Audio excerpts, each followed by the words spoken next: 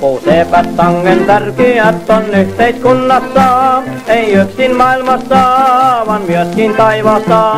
Ei mitään täällä toimeksi saada ilman heitiä, sen tahdon tässä tunnustaa jo ilman leikiä.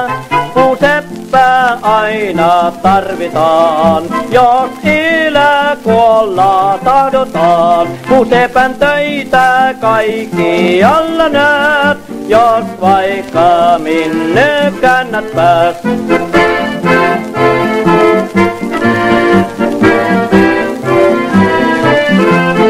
Puuseppä käsillään on tehnyt kiulut ämpärit, komutit, piirongit ja hienot mööpelit. Ja valtaistun keisarin ja kuninkaan on myös puuseppä valmistanut karkeilla kourillaan. Ja valtaistoin taivata on puusta eikä kullasta. Puuseppä on sen veistellyt, on liimaillut ja höylännyt.